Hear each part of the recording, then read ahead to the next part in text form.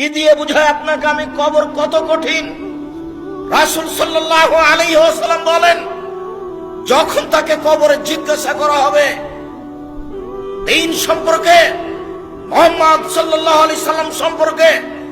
ইসলাম সম্পর্কে, সে যদি উত্তর দিতে না পারে, ইয়াজরিবু যারবাতান, এত জোরে তাকে ফেরেশতা মারবেন, ইয়াসিহু সাইহাতান, সে বাপরে মারে করে চিৎকার করবে, ইয়াসমাউ মা বাইনাল মাশরিক ওয়াল মাগরিব ইল্লা সাকালাইন, সারা পৃথিবীর জীবজন্তু, কীটপতঙ্গ, পদার্থ, জড় পদার্থ সবকিছু তার চিৎকার শুনতে পাবে, মানুষ আর জিন শুনতে পাবে না। এখান থেকে 50,000 কোটি কিলোমিটার দূরে যে বস্তু আছে সেও শুনতে পাচ্ছে এই কবরের চিৎকার। সে কত জোরে চিৎকার করছে আপনাকে আমি বোঝাতে অক্ষম। মুহাম্মদ সাল্লাল্লাহু আলাইহি ওয়াসাল্লাম বলেছেন, যে মারে সে চোখে দেখে না, যে মারে সে কানে শুনে না, যে মারে সে ফেরেশতা, তার রং বিভিন্ন ধরনের, কালো নীল, ভিন্ন ধরনের রং, চোখে দেখে না, কানে শুনে না, কোথায় মারছে